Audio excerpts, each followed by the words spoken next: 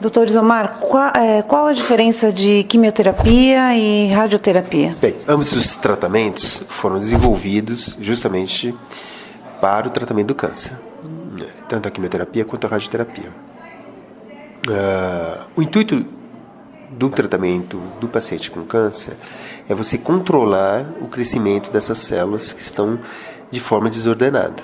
Então, o câncer nada mais é do que um crescimento desordenado de tecido, envolvendo células aí as mais diferentes do organismo. Na quimioterapia, nós, com alguns tipos de remédio, nós tentamos controlar o crescimento dessas células. As células de um câncer, elas estão crescendo e muitas delas estão seguindo seu ritmo de vida particular, seu ciclo celular, que nós chamamos. Quando nós usamos um quimioterápico, nós agimos sobre esse ciclo celular. E esse ciclo celular, ele acaba levando a uma destruição dessas células. Porém, nesse tecido onde há o tumor, há diferentes células com diferentes ciclos celulares. Então, usar uma única droga, um único quimioterápico, acaba pegando um tipo de célula, mas pode ser que não pegue uma célula que esteja num ciclo celular diferente daquele. Por isso mesmo nós associamos diferentes tipos de quimioterápicos para que possamos ser mais eficazes no tratamento desse tipo de tumor. Isso tem um limite, porque o quimioterápico pode matar a pessoa. Se você fizer de qualquer jeito, ou fizer sem condições adequadas para a pessoa, ou se a pessoa não tiver condições adequadas de receber esse quimioterápico pode ser muito danoso, porque ele pega indiscriminadamente tecidos sadios e tecidos cancerosos. Então, é um equilíbrio entre você tratar aquele tecido canceroso e, ao mesmo tempo, você não lesar de forma muito severa os outros tecidos do organismo da pessoa. Principalmente tecidos que estão envolvidos com a defesa, tecidos que estão envolvidos com a absorção de alimentos, tecidos que estão envolvidos com órgãos-chaves. Por outro lado, mais recentemente, com o avanço aí da biologia molecular e da genética, nós conseguimos entender melhor a dinâmica das células cancerosas e começamos a identificar alvos específicos dessas células. Esses alvos específicos, eles nos propiciaram o desenvolvimento de drogas que são alvo específicas. Então, o que elas fazem? Elas, ao contrário dessas quimioterápicos que são inespecíficos e podem lesar vários órgãos, elas agem especificamente sobre um alvo molecular que está alterado na célula do câncer. Isso permitiu que essas drogas fossem incorporadas aos quimioterápicos para que nós fizéssemos uma junção, do tratamento. Então, no tratamento atual de vários cânceres, se envolve os quimioterápicos tradicionais mais esses remédios. Foi assim que surgiu remédios para o câncer de mama, foi assim que surgiu remédios para o câncer de linfoma, para o câncer de pulmão. Então, são remédios que, se você tem aquela alteração molecular em particular, você vai se beneficiar do uso desses remédios. Isso mudou drasticamente o prognóstico para essas doenças, porque nós conseguimos curar de sobremaneira essas pessoas que têm esses alvos moleculares presentes. O tratamento, por outro lado, ele às vezes se estende um pouco mais. Se estende mais justamente por conta disso. Mas a ressalva e a boa notícia é que os efeitos colaterais não são os efeitos colaterais daquelas quimioterapias. Então, quando você faz a quimioterapia, você vai ter efeito colateral da quimioterapia. Mas quando você usa essas drogas novas, esses novos remédios, você tem outros riscos, outros efeitos, mas não necessariamente aqueles efeitos da quimioterapia. Tá? Já a radioterapia, ela é como se fosse um tratamento específico para determinado local. O que a radioterapia faz? Ela queima o local. Ela queima, vai lá, vai deixar uma cicatriz, vai fazer uma cicatriz. Então ela vai queimar. Só que eu não posso queimar o organismo como um todo, porque eu tenho riscos aí. Tenho riscos envolvendo a própria quimioterapia, a própria radioterapia, tenho riscos envolvendo aí o uso desse radioterápico localizado. Então, o desenvolvimento da radioterapia se desenvolveu muito nas últimas décadas, foi deixar o feixe radioterápico muito mais preciso. Então, atualmente, você tem altíssima precisão para tratamento de câncer de próstata, câncer de metástases cerebrais. Essa precisão obtida pela radioterapia permite que, essencialmente, só o tumor seja atingido por ela, e não outros órgãos vizinhos. Doutor, e sobre a hormonioterapia, a gente pode falar a respeito de câncer de mama, o tratamento pós-quimioterapia, ele ainda leva quanto tempo de medicação, em média? Então, também, para o câncer de mama, assim como o câncer de próstata, cânceres que estão envolvidos com receptores hormonais. Então, câncer de mama, câncer de próstata, eles envolvem receptores hormonais. Nem todo câncer de mama expõe receptor hormonal. Tá? No caso, é o receptor hormonal estrogênico. Tá? Quanto mais receptores, mais esse câncer de mama vai estar ativo. Né? Quanto menos receptores, menos ativação. Por isso mesmo que o intuito terapêutico aí, e daí entra novamente nessa categoria de novas descobertas do câncer, tá? É você tratar como hormonoterapia. Por isso mesmo que pacientes que são hormonoterapia sensíveis, né, eles fazem o tratamento convencional, mas depois recebem a hormonoterapia. Então, a hormonoterapia ela se faz atualmente no prazo de 5 a 10 anos, tá? Isso dependendo desses receptores, tá? E o prognóstico é muito bom. Então, você faz esse tratamento, né, com essas drogas que são para hormonoterapia, especificamente para bloquear esses receptores hormonais. Você faz isso por longo prazo, que é um prazo que as células morrem também. Entendeu? Então, por isso que, assim, quem vai me dizer quanto que é o tempo que eu vou usar? É a célula vai estar me mandando um recadinho, olha, eu estou desenvolvendo. Não é a célula. Quem me diz isso é o que a gente chama de ensaio clínico. O que é ensaio clínico? Peguei milhares de pessoas na mesma condição e fui acompanhando essas pessoas, dando esse remédio. Então, uma hora eu vi lá que o melhor era dar 5 anos. Não, mas continuando acompanhando essas pessoas, eu vi que na verdade o melhor era 10 anos. Tá? A chance de curabilidade é maior. Então é isso que vai me dizer, é isso que vai me dar um norte do tratamento, é isso que eu vou expor para os pacientes. Olha, melhor é você fazer esse tratamento vai ser assim, você vai receber um tratamento agora, depois você vai receber um tratamento que é um tratamento que a gente chama de manutenção, de longo prazo, vai ficar sendo seguido por 5 a 10 anos. Tá? Após esse prazo, os estudos clínicos me indicam que você está curada.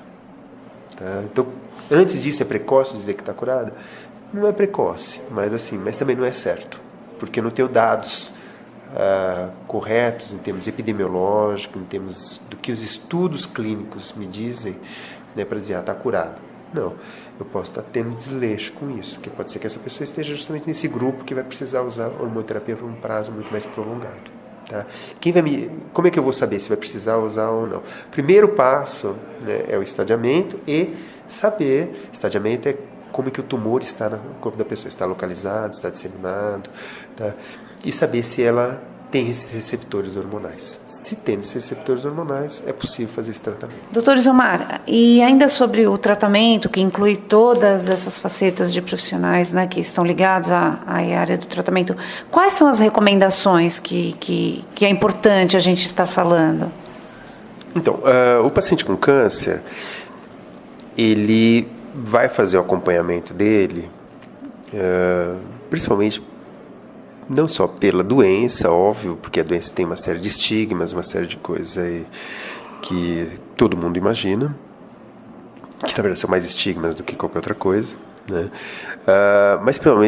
Mas também porque ele vai realmente ter uma série de sintomas e uma série de cuidados aí que vão ser necessários. Então, se nós abordarmos alguns deles, em relação à alimentação, né, o paciente com câncer de mama, ele vai ter alguns cuidados particulares com a alimentação. Né? Ele tem que levar o que a gente chama de uma vida regrada. Né? Então, assim, tem que se alimentar razoavelmente bem, com uma variedade de alimentos, e tem que dormir bem, e não é para ele passar estresses, como a gente costuma chamar os nossos estresses emocionais, tudo mais. Ele é uma pessoa que vai ter que se cuidar, tá? Ou ele, ou o familiar que está mais próximo dele, ou as pessoas que estão mais próximas dele vão ter que ter isso em mente. Isso ajuda no tratamento, isso ajuda no prognóstico. Né? A alimentação, em particular, tem alguns pormenores, porque a pessoa vai passar mal, a pessoa vai ter vômitos. Não é para a pessoa necessariamente ter isso. Tá? A gente tem arsenal terapêutico atual para que a pessoa não fique vomitando o tempo todo, para que a pessoa não fique se desidratando, não precise ficar internada porque não consegue tomar um copo d'água. É óbvio que efeitos colaterais sempre tem, tá? Isso varia um pouco de pessoa para pessoa, né? E em grande parte às vezes é restrito ao momento da infusão, ao momento que vai passar mal. Isso é algo que nós estamos tentando desenvolver para que a pessoa não passe mal. Mas tem um aspecto emocional aí junto. Tem pessoas que vêm para receber o quimioterápico e na véspera, ou seja, ela não tomou nada, na véspera já começa a passar mal. Então tem aí do aspecto emocional, tem do aspecto do condicionamento da pessoa. A pessoa passa mal só de vir com a ideia de tomar um quimioterápico. De qualquer forma, é importante que ela mantenha uma alimentação saudável, que ela não perca peso. O câncer, ele é muito catabólico, é como se a pessoa fosse correr uma maratona todo dia, entendeu? Então a pessoa vai ali, ela é exposta a um esforço que ela não percebe, mas por que ela está tão cansada? Porque as células que estão crescendo ali dentro do organismo dela estão chupando ela por dentro. Então, essas células, elas é que estão dando esse cansaço, elas é que estão levando a esse estado de cansaço crônico, de indisposição. Então, assim, uma medida a se lidar com isso é levar a sua alimentação em dia, tentar não perder peso, tentar manter seu bom humor, tentar manter seu aspecto emocional em dia. Daí sim a importância também da terapia ocupacional para a pessoa, a importância da terapia psicológica para a pessoa poder fazer um acompanhamento adequado. Porque não adianta chegar aqui, tomar um monte de remédio, uma cacetada de remédio, entendeu? Chegar em casa e se acabar.